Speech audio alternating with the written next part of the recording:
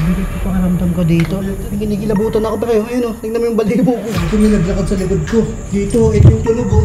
Ito yung tunog o. Totoo po ba na dito sa lugar na ito, may nagpaparamdam ditong bata? Wow! Ayun! Ayun o, ayun po yung init mo. May nakasilip doon o. Ayun o, black. Huwag ka matakot pre, huwag ka matakot. Sumama tayo sa kanila. Ito, sobrang delikado to. kung Diyos ng kadiliman yung binabanggit mo, pailawin mo yung iinit. Ang Cresta del Mar Abandoned Resort ay matatagpuan sa Bawang La Union at ito ay itinayo taong 1970. Ayon sa mga lokal dito, kaya daw ito nagsara sa kadahilan ng hindi daw ito naasikaso ng maayos. At ito daw ang naging dahilan kaya ito naabandona. At simula daw nang naabandona ito, marami na daw kwentong kababalaghan ang nangyayari dito. At may mga kwento din na may nalunod daw na bata sa swimming pool nito. At ang pinaka nakakatakot sa lahat ay may naninirahan na daw ditong masasamang elemento. So ngayon nandito na tayo sa Cresta del Mar at as of now ang oras natin ay 10:55 and then imimit na lang natin yung caretaker para makapasok tayo sa loob. 10 PM na makarating kami sa lokasyon kaya dumiretso na kagad kami sa loob at in-interview na namin yung caretaker ng resort. Kuya, ano pong pangalan po ninyo?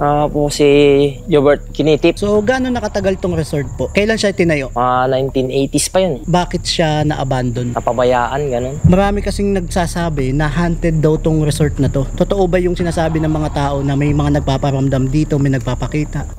White lady yung iba kapre, mga pare na walang ulo, mga ganun. Gaano katotoo yung sinasabi nila yung may-ari daw ng resort na to ay nagpaparamdam dito? Pwede rin yun na ganun, kasi yung sa bintana marami ding nagsasabi na may sumisilip pag dumadaan sila. Tapos meron pa daw bata na nalunod dito. Oo, doon sa swimming pool. Meron din umiiyak ganun kapag mga alas 12 ganun. Yung nagbabantay kayo dito, ano yung mga na-experience mo na dito? May nagparamdam na ba sa'yo dito? May nagpakita na ba sa'yo dito? Nag-iigib kami ng kapatid ko, mga alas 12 ng gabi. Lahat ng mga halaman dyan gumalaw. Yung gamit namin na jug, iniwan na namin sa sobrang takot. Pero may nakita na kayo dito talaga mismo na kitang-kita ng mata nyo na alam ba kung white lady, bata, may nakita na kayo? Si Papa talaga white lady, tsaka si Mama white lady.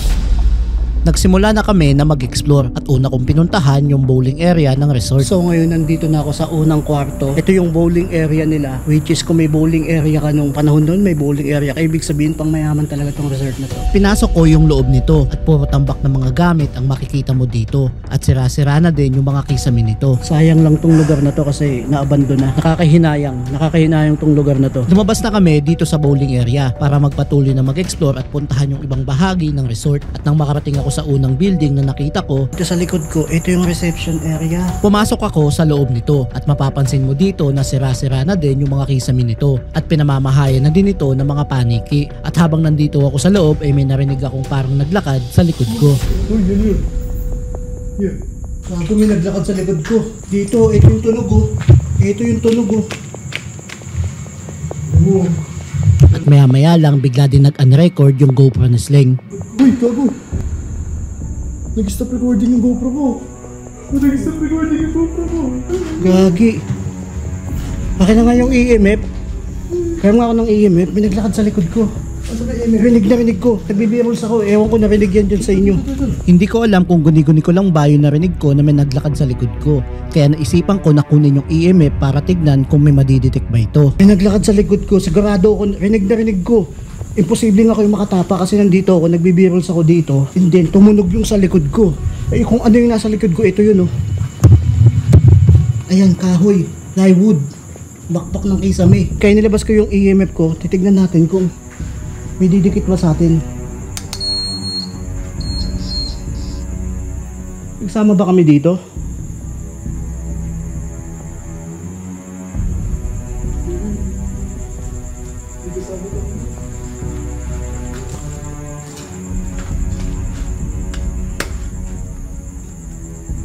May kasama ba kami dito? Ikayo ba yung naglakad sa likod ko? Sige nga, pailawin mo nga yung EMF kung ikaw yun. Rinig na rinig ko yun, pre. Rinig na rinig ko yun. Hindi ko na lang pinansin yung narinig ko at wala din naman na-detect yung EMF. Kaya inisip ko na lang na baka guni-guni ko lang yung narinig ko. Kaya nagpatuloy na ulit kami na mag-explore at nang pupuntahan namin yung second floor, may biglang nangyari. Putang ina mo. Corrupt. Korap ka. Korap ka. Kagi nandyan lahat. Oh, ba't nagganyan? Writing to the memory card was not completed correctly. Recover data. Ano nangyari dyan? Tangay na, pati yung GoPro ko pre, naglulolo ko. Tangay na, tinatarantado mo kasi. Ulit nyo eh. So guys, habang nandito kami sa kwarto na to, puntaan sana namin yung loob ng reception area. Nagkaroon ng problema yung camera ni Sling. Biglang nag-corrupt yung SD card sa camera ni Sling. At first time lang daw itong mangyari. Hindi pa nangyayari to pre, ngayon lang nangyayari to. Hindi pa nangyayari yan sa Sony, sa akin. At yung GoPro naman ay nagloloko din. Yung GoPro ko pa, tingnan mo. Namatay bigla, naka-record yan. Nagsuggest ako na palitan na ng SD card yung camera dahil baka SD card lang ang problema nito. Pero nang pinalitan niya na ito ng SD card, laking gulat namin dahil ayaw din itong gumana. Hindi na mo ganun pa rin. Wala nang SD na binabasa. Nalitan na yan. Ang memory card. Sinubukan pa namin itong ayusin pero ayaw talagang gumana ng camera ni Sling kahit wala na itong SD card. Walang memory yan ha. Walang memory yan. Kaya naisip namin na baka ayaw ng mga spirits or entity na nagbibideo kami dito. Pinipigilan na ako mag-shoot guys. Pinipigilan na ako mag-vlog. Well, kasi mga mag-vlog na. Hindi disrespect talaga sila eh. Hindi ko magamit yung camera ko. So guys, as of now, hindi pa kami makagalaw ni Sling, hindi pa kami makalakad makapunta sa ibang pupuntahan namin dahil yung camera ni Sling nasira na. First time mangyari sa kanya. Nasira. Sinira na nga yan pa, maniwala ka sa akin. Sinira na yun ng mga spirits nito or entity kasi yung content mo kasi inaano mo sila eh. Niloloko-loko mo sila eh. Nag-decide kami na lumabas na muna. Break muna tayo, tapos balik muna tayo doon natin ayusin yan. Dahil nagtataka na talaga kami sa mga nangyayari. Tara, labas muna tayo. At nang nasa labas na kami, sinubukan kong ayusin yung camera ni Sling. Guys, si Oits nagawak. Gumana yung camera. Ayan o, no card. Gumana yung camera. Hindi ko alam bakit. Ano meron? Ano nangyari? Sabi ni Oits, kinancel enter niya lang daw. So ako ginagawa ko cancel enter. Ay gumana. Ulit-ulit lang yung ganun. Pero ngayon, sabi ni Oits, ako try ko. Biglang gumana. Bago tayo magpatuloy sa video, gusto ko munang sabihin sa inyo na gumawa pala ako ng trading channel. At dito sa channel na ito, dito ko sineshare yung mga trading experience ko about sa expert option. At nagtuturo din ako dito ng mga tips and strategy pagdating sa pagtitrade. Kaya iniimbitahan ko kayo na bisitahin yung trading channel ko. Nandyan lang yung link natin sa description. At huwag niyong kakalimutan na gamitin yung promo code ko dahil kapag ginamit mo yung promo code ko, ay pwede ka makakuha ng up to 120% bonus sa una mong deposit. Kaya ano pang hinihintay nyo? Start your trading journey dito sa expert option. Tara, balik na tayo sa video. So ngayon pabalik na ulit kami doon after mangyari yung mga nangyari. Subukan ulit namin mag-explore at this time ibang lugar naman yung pupuntahan namin kasi baka mangyari na naman yung nangyari kanina, nasira yung camera ni Sling, kaya ngayon didiretso na kami sa ibang lugar. Nagpatuloy na ulit kami na mag-explore para puntahan yung ibang bahagi ng resort. So ngayon nandito na kami sa tinatawag na ballroom area dito sa Cresta del Mar. Papasukin natin to, tingnan natin kung anong makikita natin dito. Pinasok ko yung loob nito at sa tingin ko ito yung dating restaurant ng resort at nakakapanghinayang talaga dahil unti-unti na itong nasisira ng panahon. At nang pumasok ako sa katabing kwarto nito, dito na nag-iba yung pakiramdam ko. Mabigat yung pakiramdam ko dito. Ang bigat nga ng pakiramdam ko eh. Ginigilabutan ako pre. Ayun o, tingnan mo yung balibo ko. Ayun, tatayuan yung balibo ko. Dahil mabigat yan. Ang bigat ng pakiramdam ko dito. Tumatayo yung balahibo ko. Medyo kakaiba talaga yung pakiramdam ko dito. At nang pumasok ako sa loob nito, sira-sira na din yung mga upuan nito. At pati na rin yung mga kisame nito. At sa sahig naman nito ay may nakita akong parang maliit na swimming pool. At hindi ko alam kung ano ang purpose nito. Ano to? Ang tawag dyan, Sling? Lumabas na kami para magpatuloy na mag-explore at aakyat sana ako sa second floor nito pero nasa hagdanan pa lang ako, hindi ko na kinaya yung amoy dito. Dami. Baho. Ayoko nang akitin yan. So, may hagdanan pataas ako ng second floor. Kaso, ayoko nang akitin kasi sobrang daming paniki. Dito pa lang sa baba. Nasa-suffocate na ako dun sa amoy ng dumi or ihi ng paniki. So, pag umakyat tayo dun, hindi rin tayo makakapagsalita or hindi rin natin may explore ng buo yan kasi sobrang daming paniki. So, dito na lang tayo sa baba. Nagpatuloy na ulit kami na mag-explore at pinuntahan naman namin yung pool area. So, guys, ngayon, nalibot na natin itong buong resort. Hindi ko alam kung buong Kasi resort yung- na. Buong resort. Narinig mo yan? Oh. At habang nandito kami, bigla kaming nakarinig ng kakaibang tunog. Pakinggan nyo itong mabuti. Hindi ko alam kung buong Kasi resort yung- na. Buong resort. Hindi ko alam kung buong Kasi resort yung- na. Buong resort.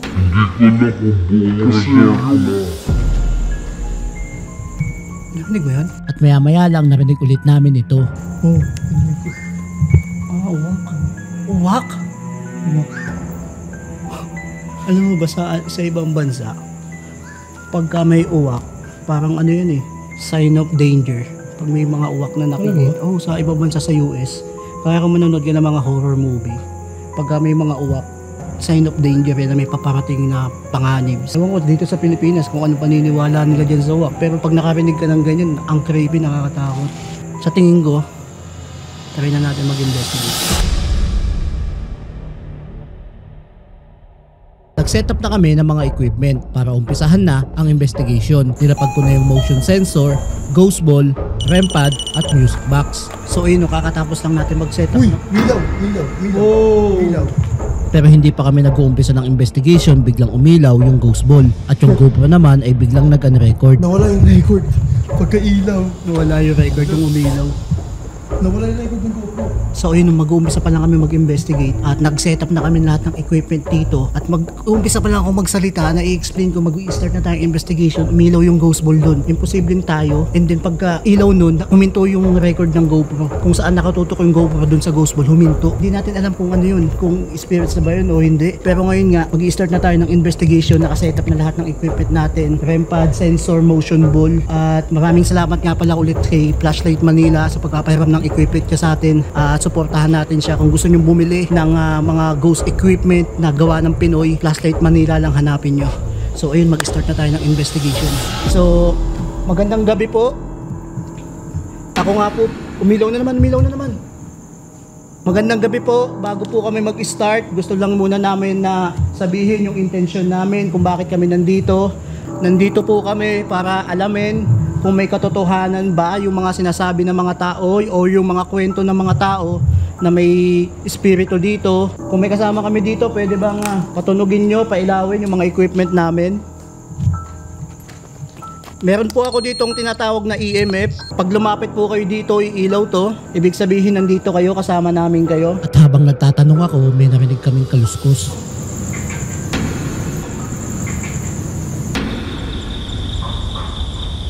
Ano mo yan? Malabog. Ayun o. Bigla ding umilaw yung EMF namin. Wow! Wow! May kasama po ba kami dito? Kayo po ba yon? Pwede bang pailawin nyo ulit itong EMF namin? Okay, umilaw ng hanggang 5. Totoo po ba na dito sa lugar na ito, may nagpaparamdam ditong bata at may nagpapakita daw ditong isang babae kung tawagin daw ay white lady? Totoo po ba yon? Kung may katotohanan po yun, pwede bang pailawin nyo, patunugin yung mga equipment namin? At habang nagtatanong ako, may narinig kaming tunog sa may swimming pool. Ano yun? Parang may bumato sa tubig. Oo. Pakinggan nyo itong mabuti.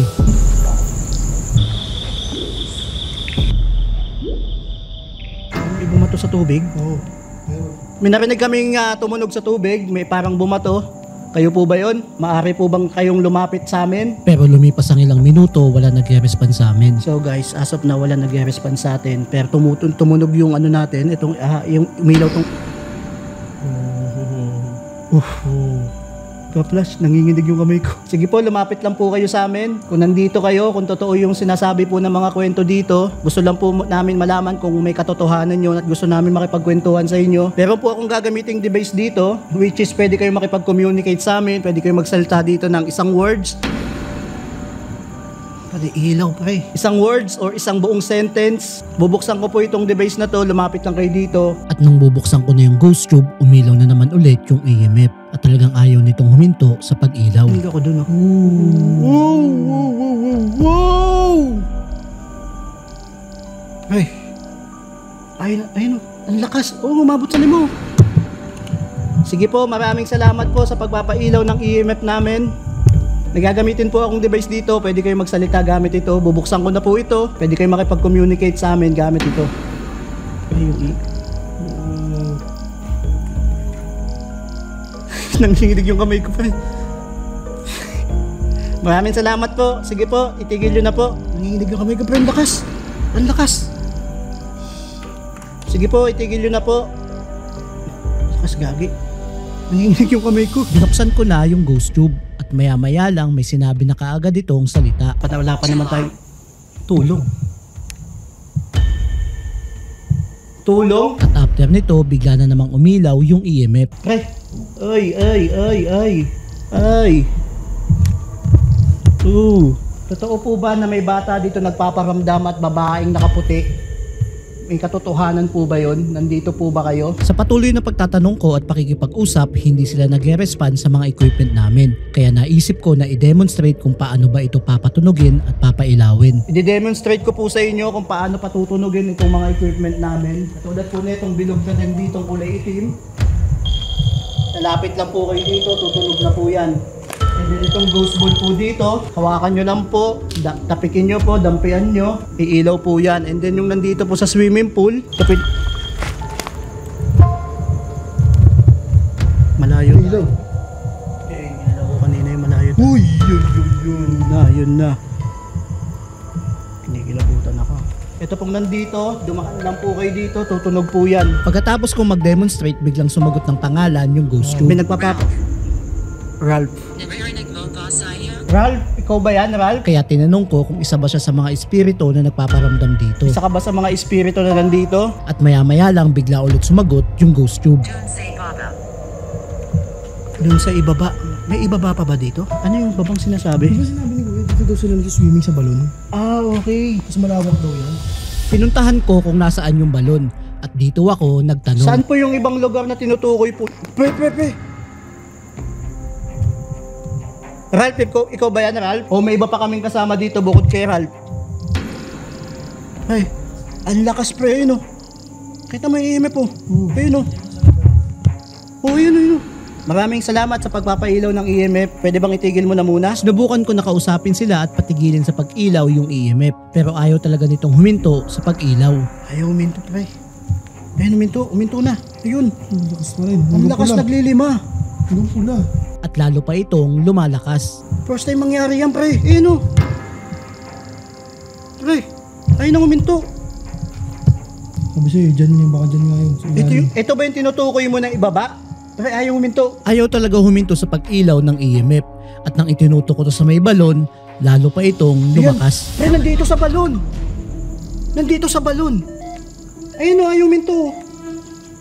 Nandito sa balon. At habang ayaw tumigil sa pag-ilaw yung EMF, biglang sumagot yung ghost tube. Hindi ako makalusot, pre. Balon. Hindi siya makalusot, tas balon to, pre. Anong nun? Anong ibig sabihin nun? Wala na, oh. Wala. May balon kasi dito, ito. Ayun yung kinuwento ni Kuya. May, ano pala to, pre? Pre, oh. Tignan mo, dito sa balon, nandito siya. Ayaw uminto, oh. Naguguluhan na talaga ako sa mga nangyayari dahil bigla ding nalobat yung isang camera namin. Pre, nalobat. Kakapalit lang natin yan, pre. Kakapalit ko lang yung battery na yan. Hindi yung EMF doon. Panay ilaw, ayaw huminto.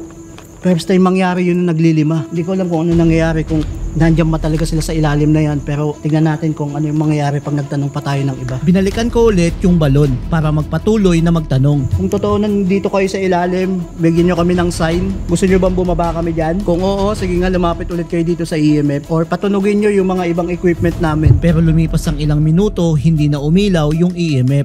At maya-maya lang biglang sumagot yung ghost tube. Panalangin. Ah, okay. Gusto nyo ipanalangin namin kayo. Kung gusto nyo ipanalangin namin kayo, bigyan nyo kami ng sign. Sumagot kayo gamit yung mga equipment namin para malaman namin kung ano ang kagustuhan ninyo. Ipanalangin namin kayo. Okay. Gusto nyo na ipanalangin namin kayo? Sige po, mananalangin kami para sa inyo. Gusto ko ng isa? Anong ibig sabihin mo sa gusto mo ng isa? Gusto mo ng kasama? Yakapin. Gusto nyo ng isa, gusto nyo yakapin. Sige po, pwede nyo pong yakapin yung kasama ko, si Jeremy po. Pwede nyo po siyang yakapin. Payag ka ba? Yakapin ka ba? Oo nga, yakapin. Basta wag lang sasabi sa akin, pare. Sige po. Ang lamig. Lumig na. Lamig. Ayun o. Ayun sa kamay ko. Bigla kaming nakaramdam ng malamig na hangin. Kaya naisip namin na baka ito yung yakapin na sinasabi niya. Baka yan na yung yakap, yung lamig. Oo, kinikilabutan ako pre. Kinikilabutan ako. So ayun na po ba yung yakap na sinasabi po ninyo? Ayun na po ba yun? Kayo na po ba yun yung malamig na hangin na dumampi sa akin? At maya-maya lang sumagot ulit yung ghost tube. Kami din po naguguluhan din eh. Naguguluhan kami kung kayo ba yun. Sige po, makikinig ako sa inyo. Sabihin nyo lang po kung ano yung gusto nyong sabihin. Pati kami naguguluhan din po kung kayo po ba talaga yung nagpapailaw ng equipment namin. Kung kayo talaga yung nagpapailaw ng equipment namin, itong EMF, pwede bang lumapit ulit kayo dito, pailawit.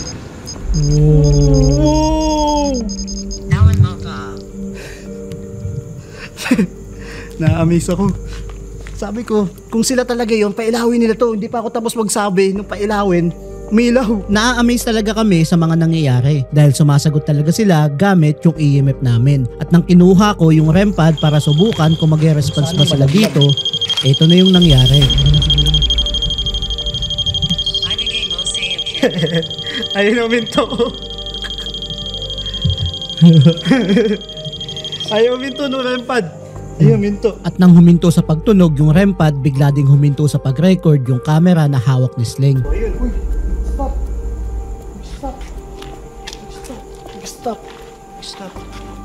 Stop yung recording natin. So, eto na naman. Nag-stop yung recording natin. Katulad na naman yan doon sa ginawa natin sa Abandoned Factory. Nag-stop recording. Nagtataka na talaga kami sa mga nangyayari dahil baka totoo talaga na may kasama kami dito na hindi namin nakikita at baka totoo din yung mga kwento dito. So totoo na meron talaga dito. Totoo na kasama namin kayo. Totoong may kasama kami dito. Totoo. Nakaka-amaze talaga yung mga nangyayari dahil nag-response talaga sila sa EMF na hawak ko. Kaya naisip ko na kunin pa yung isang EMF at tignan kung mag-response din ba sila dito. Meron pa akong isang EMF dito. Itong EMF na to kay Sir Flashlight Manila to. Kaya sobrang thankful ako pinagamit niya sa atin to. Pero titignan natin kung same ba yung response na itong EMF na to sa EMF niya. So ito yung hawakan ko. Ito yung tumutunog. Ito yung EMF ko na lagi kong ginagamit. And then sige, magtanong tayo. Sinubukan kong gamitin yung isang EMF para malaman kung mag-response din ba sila dito. Dahil baka mamaya may problema lang yung EMF na hawak ko kanina kaya panay ang ilaw nito. Nandito ba kayo? Kasama ba namin kayo? Nandito ba kayo sa tabi namin? Parehas walang response. So same hindi nag-i-spike yung EMF dalawang EMF. Lipat ako ah. Oh, lumipat ka. ako. Same. Pero nang lumipat ang pwesto si Sling, biglang umilaw yung EMF na hawak niya. Ayun, may ilaw siya. Pagpalitin natin ngayon. Diyan ka, dito ako. Sige po, nandito kayo, pailawin niyo ulit itong EMF. At nang nagpalit kami ng EMF, hindi naman ito umilaw. Wala oh. Kaya ilaw na ilaw yan. Ayun din, wala. Sinubukan pa namin na magtanong para makita kung iilaw ba ito ng sabay. At nagulat na lang kami sa mga sumunod na nangyari. Oo, bilaw umilaw sa akin. Sabi ko nga kanina, maaring nagmamalfunction tong EMF na to kasi ito umiilaw, ito hindi. Umilaw siya ngayon. Sabay. Sa patuloy na pagtatanong at pakikipag-usap namin, may biglang sinabi yung ghost tube na napaisip kami ng sobra. Yun nga sinasabi ko. Wow! Diyos. Yun nga, tulad ng sinasabi ko, dito sa Diyos lugar, ng ano? kung Diyos ng kadiliman yung binabanggit mo, pailawin mo yung EMF. At habang hinihintay namin na mag-response sila sa EMF namin, biglang sumagot yung ghost tube. Ingat ka. At maya-maya lang bigla namang umilaw yung EMF. Ilawin mo yung EMF. Diyos ng kadiliman. Tapos sabi nung ghost tube, ingat ka. So dito sa lugar na to, maaring may entity dito or demon dito sa lugar na to. Or siguro hindi natin alam, baka sila yung nagpapailaw nito o hindi spirits or baka entity talaga. Ayun. Oh. Layo na, ang layo na. Ang layo na cellphone ha. Narinig mo yun? Ano yun? Doon. Hindi ko nga pinapansin eh. Hindi ko pinapansin yan. Ayun, EMF mo yung EMF mo. Putang kinagulat Ayun ako. Ito din ayan na. Dalawa na sila. Ayun, sabay. Ayun yung lakas. Sabay. Ayun na, parehas at sabay.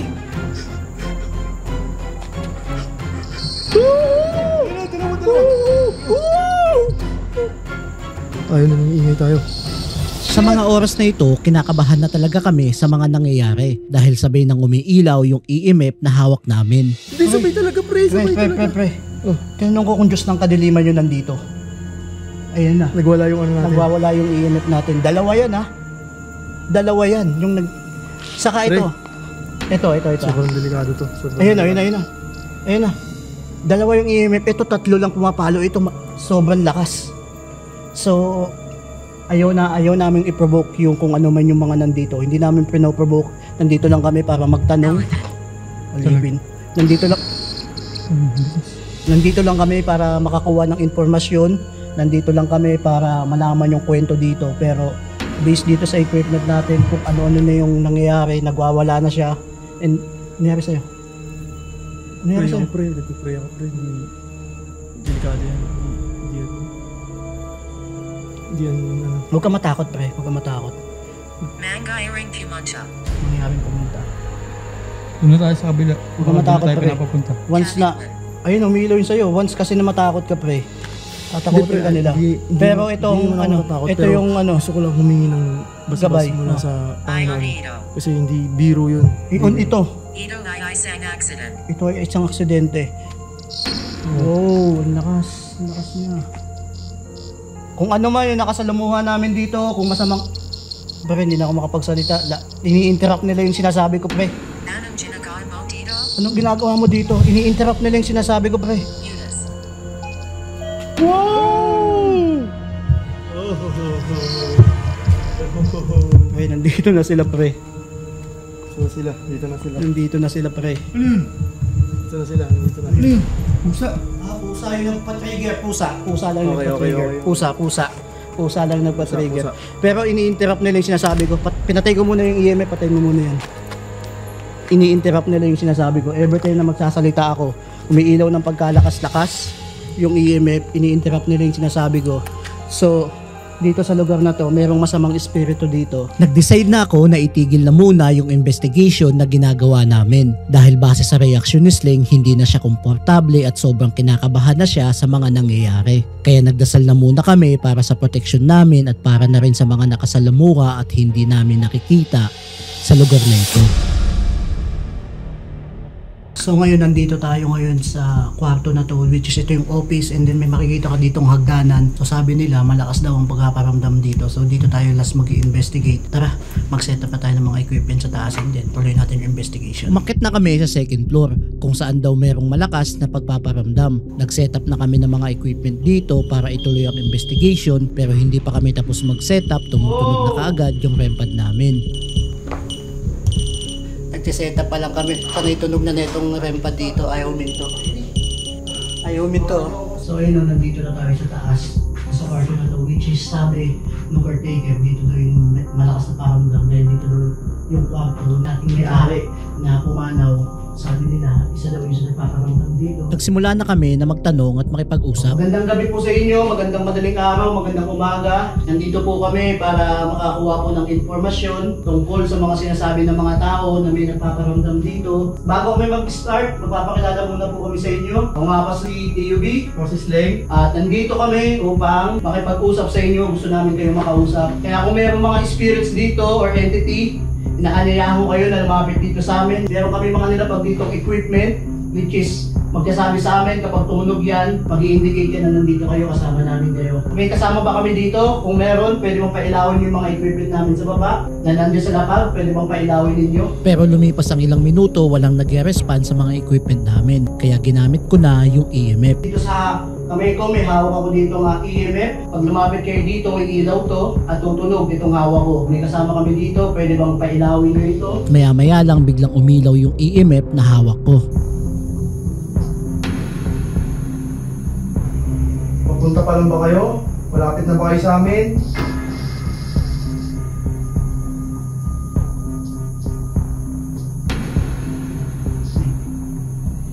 Sinubukan namin ni Sling na magpalit ng EMF para tignan kung iilaw pa din ito. Kayo ba yung papailaw ng EMF namin? Kung oo, pwede ba pailawin nyo ulit yung hawak ni Sling?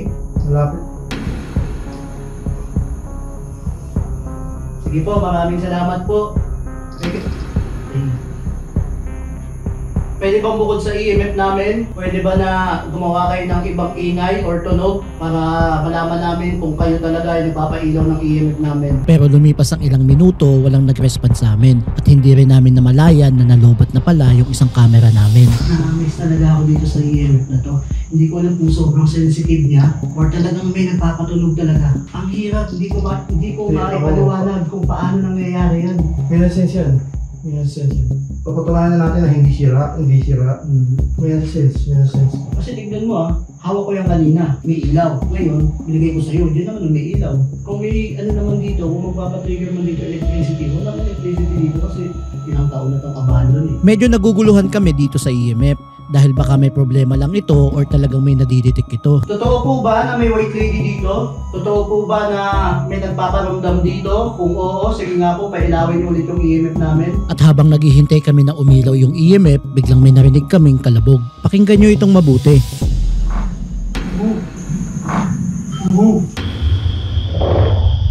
Hindi na lang namin ito pinansin at nilapag na lang namin yung EMF para tignan kung iilaw ba ito. Meron po kaming EMF dito, yung kanina pang ilaw ng ilaw. Kung nandito kayo, pailawin niyo nga po. At habang naghihintay kami ng response, may narinig na naman kaming kalabog.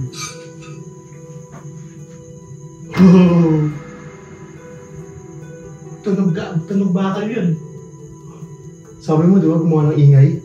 So, hindi na sila samagot dito. Sa ingay sila o ano. Imposible paniki. Kasi kung paniki ang pwedeng tumunog dyan, yung mga kahoy. Bakal yun eh. Bakal or glass. Oo, yun ang tumunog. Nag-decide ako na ilabas yung ghost tube para magpatuloy na magtanong. May gagamitin po ako ditong device, which is ito yung tinatawag namin ghost tube. Pwede kayong sumagot dito gamit ito. Lumapit lang kayo dito kung ano yung sasabihin ninyo. Yun ang mapipick up nito at yun ang sasabihin nito sa amin. Pwede kayong magsalita dito ng isang words or buong sentence. Lumapit lang kayo dito. Pero hindi ko pa to binubuksan, bigla nang umilaw yung EMF. Kaya nagtanong kami kung sila na ba yung nagpapailaw ng EMF. Dito na ba kayo? Dito na ba kayo sa second floor? At maya-maya lang biglang sumagot yung ghost tube. Tama. Sila. So, nandito sila. Pwede ba kayong lumapit sa kahit sino sa amin?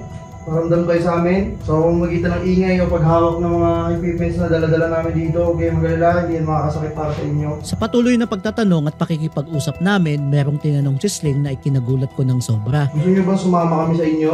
Dahil after nito, biglang tumunog yung motion sensor namin. May pusa rin. Pusa. May naaninag ako na parang pusa at sa tingin ko ito yung na-detect na motion sensor. Pero nang pinuntahan namin ito, wala namang kaming nakitang pusa sa loob nito. Walang pusa dyan, pre. Tama? Walang pusa dyan, pre.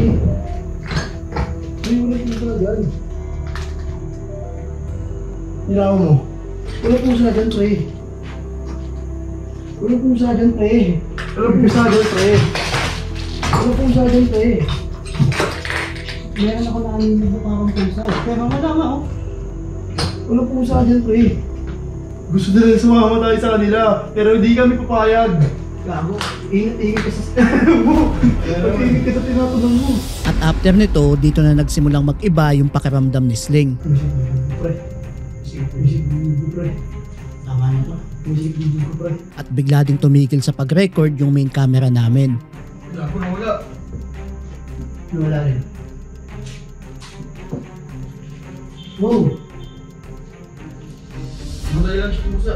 At ang nakakapagtaka talaga habang ine-edit ko itong video na ito, nag-corrupt din yung files ng main camera namin. So ayun habang ine-edit ko ngayon yung video ng Cresta Del Mar namin, nagtataka talaga ako kung bakit nag-corrupt yung files nung investigation namin dun sa second floor. Nakakapagtaka talaga kasi bakit yung files lang nung investigation namin yung nag-corrupt. Kasi kung magko-corrupt yung SD card, dapat lahat ng files o buong files ng SD card na yun ay mawawala. Pero yung specific files lang nung video nung investigation namin yung nag-corrupt doon sa Cresta Del Mar. Ito papakita ko sa inyo. Ito yung files ng buong SD card namin doon sa Cresta Del Mar. Pero kung makikita nyo tong apat na files na yan, ayan yung video files nung investigation namin doon sa second floor. At kung makikita nyo dito, ayan yung files nung investigation namin. Talagang wala. Apat lang talaga siya na nag-corrupt. So ayun yung nakakapagtaka kasi yung 4 lang na files na yun yung nag-corrupt. Kaya naiisip ko na may something talagang nangyari doon. At hindi lang yun, bigla ding nalobat yung isang camera namin na hindi namin namalayan. Kaya kung mapapansin nyo, yung GoPro lang talaga yung nandun sa video ng investigation namin sa second floor. Kaya kayo na lang humusga kung ano talaga yung nangyari doon. Naglolo ko yung camera. Sige po, alis na po kami kung sino yung nakasalumuhan namin dito. Masaya kami nakapag-usap sa inyo. Pero hanggang dito na lang kayo. Lakas oh. Naglolo ko talaga. Lakas oh. Nagagalit kayo dahil gusto nyo nang umalis kami. Wow, wala na din. Gumagana pa yung GoPro. Gumagana pa yung GoPro natin. Nakarecord tayo sa GoPro. So, yung camera ko, hindi naman lobat pero ayaw nang gumana. And then, si Sling, ba na yung pakaramdam, sumisigip yung dibdib. Doon si Jeremy nahihilo na, so ititigil na namin tong investigation. Enough na yung nakawa namin dito, nag-gather the information. As of now, ayaw namin i-erase yung sarili namin. Alis na kami. Enough na kami sa investigation. So, tignan mo to. Nag-record na, kanina ayaw mag-record. Yung tinapos na natin, ngayon nag-record na. So yun, tinanggal na namin lahat ng equipment namin kasi hindi na maganda yung nangyayari. Si Sling sumisikip yung dibdib, si Jeremy nahihilo, and then yung response ng EMF ang lakas. After nung sinabi ni Sling na gusto mo bang sumama kami sa inyo, after nun nag-iba yung pakiramdam ni Sling. So we need to stop na yung investigation, hindi na maganda yung nangyayari simula nung unang investigation namin dun sa may pool, and then hanggang dito. Ayaw namin i-rest yung sarili namin pagdating dito, pero sana guys mag-subscribe kayo at i-like nyo tong video na to. Kung bibigyan ulit tayo ng pagkakataon na makapag-explore dito at makapag-investigate ulit, gagawin ulit natin to. So maraming salamat kay Sling, kay Jeremy sa pagsama sa akin dito sa content na to. Buwis-buwis si Sling dito. First time mangyari sa kanya yan sa lahat ng exploration. Di ba? Sabi ko sa'yo, pangalawang punta ko na dito. Ganun na yung GoPro. Sabi ko sa'yo, pangalawang punta ko na dito. Same, yung naramdaman ko. Sa diplomat, di naman sumikip dibdib ko eh. Iba yun eh. Pero dito, doon sa kabila yung sinasabi ko sa'yo, sumikip dibdib ko. Ngayon, sumikip na naman dibdib ko. Nahihirapan na naman ako huminga. Maaring may mga espiritu talaga o elemento sa lugar na ito. At ang tanging magagawa na lang namin ay ipagdasal ang mga kaluluwa o espiritu na hindi matahimik sa lugar na ito.